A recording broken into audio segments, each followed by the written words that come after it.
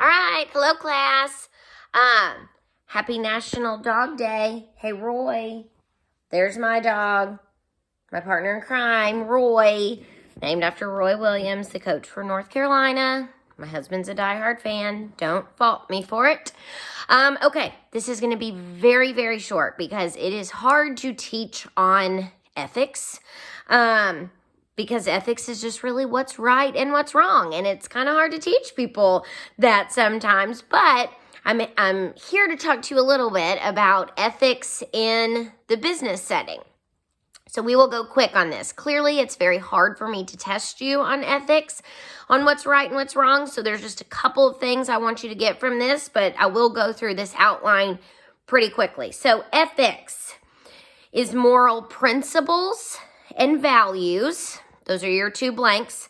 Moral principles and values applied to social behavior. So essentially, that's just ethics in general. That's not talking about business ethics. Ethics in general. And basically, it's what's fair. It's what's just behavior. What's fair, what's right, what's just, that's what's ethical. Now, point A, when we talk about business ethics, we talk about moral principles and values, those same things, moral principles and values applied to situations that arise in a business setting. So as you can guess, it's ethics applied to the business setting, and I can hear my daughter joining too. This is Hallie. Can you say hi? No, don't mess, Hallie, don't mess up my screen here. Okay, come here and say hi, and then go back to watching your tablet. Can you say hello? Hi. This is Hallie. Okay, you play with Roy. Okay, sorry. This is what COVID is like, am I right? So business ethics. So moral principles and values applied to situations that arise in a business setting. So the thing you need to take away about ethics is ethics are not nearly as clearly defined as the law is. So just because the law says one thing doesn't mean that's necessarily what is ethical. So ethics, it what's right and what's wrong is way harder to judge than just what the law says in the business setting and in life in general. So what we talk about here is the moral minimum. The moral minimum, that is the minimum. That's that first blank. The minimum degree of ethical behavior expected of society, which is usually defined as compliance with the law. So basically, at a minimum, to be ethical means comply with the law.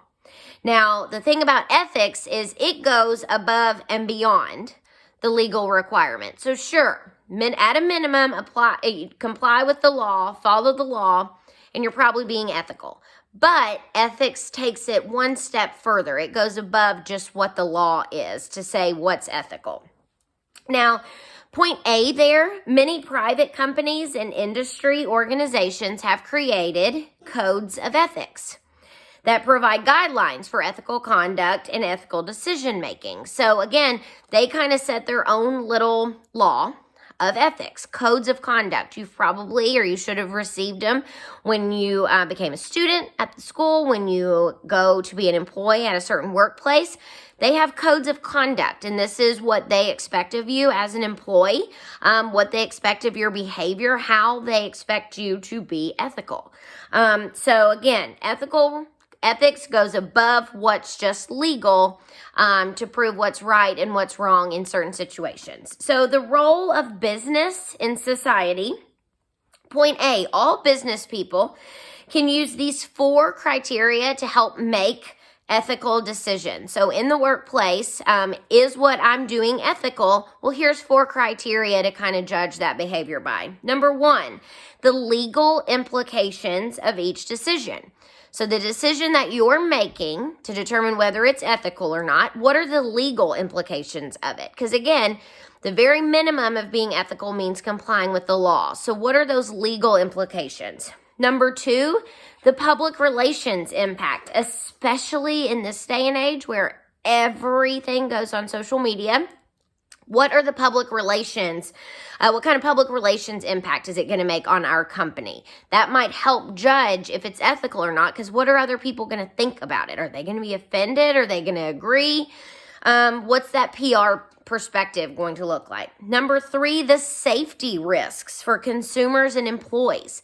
The safety risks. A lot of times you'll see companies being sued for taking shortcuts when making products, to try to save a dollar. Maybe they use a cheaper product to build something that's not as safe, and they know it's not as safe. Okay, well, you might have saved a dollar, but are you keeping your consumers safe? Because if you're not, that's probably not, it's not ethical, but it's also probably not going to be good in the long run whenever you get sued over that. So what are the safety risks involved? And number 4, the financial implications. That kind of goes along with number 3 when we talk about the safety. Are you, as a company, are you taking shortcuts to get a bigger profit? Well, in the end, it probably won't work out for you, because you're probably going to get sued and get your hand called on it in the future, and you're going to end up paying that money out anyway. So what are the financial implications? Now, the next one, importance of ethical leadership. I always enjoy having students in class, not so we can bash your former employers, not here to do that, but so we can talk about some of the really great managers that you've worked for, maybe some of the not so good ones, and what it was that made them not easy to work for, or made them not, in your opinion, the best example of what a manager should be. So point A there is managers. Managers is that first blank. Managers who do not commit to creating and maintaining an ethical workplace, they rarely have one. Monkey see, monkey do. If you are not setting a good example as a manager, or maybe your manager's not setting a good example, it's going to trickle down all the way down through the employees. And it's likely that if they're not being ethical, their workplace is probably not being ethical either. So leadership means everything. And as managers, little point number 1 there is model ethical behavior. Be ethical yourself. If you're ethical and ethics are important to you as a manager, then they're going to be important to your employees as well. And they're going to see you do well and want to do well themselves. And then number 2, enforce your codes of conduct consistently. Don't pick and choose portions of it. Don't pick and choose people to apply it to. But enforce your code of conduct consistently. And as a manager, that shows that ethics are important to you and that you're fair. So that's a couple of things to think about when you're a manager yourself, or when you're working for a manager. What is it that makes them really good at what they do, or what could you do better when you become a manager? Sources of ethics, of ethical issues in business. So point A there, in business, ethical dilemmas often arise in the following areas. So ethical dilemmas often arise in these areas. And as you can imagine, a lot of them come up with profits. So point number 1 there, short-term profit maximization. It's a long blank. Short-term profit maximization at the expense of ethical behavior. This is exactly what I talked about earlier when, maybe companies choose to take shortcuts. They see the short-term profit. If we save a few bucks on this part and we can sell the product for more, we're making a lot more money. Well, that's in the short term. You're trying to maximize your profits now rather than thinking about the long term. Well, in the long term, you're probably going to be paying out for some personal injury or products liabilities type suits, and it's not going to have made sense to have done that. So you've got to weigh the risks and weigh the benefits consistently as a business owner. Okay, number 2, the use of social media. I'm sure if you work anywhere right now or have worked somewhere, they have a social media policy, and they have to, because as employees, your social media reflects your business, the business that you work for. So there's got to be policies in place that kind of guide what is expected of employees in the use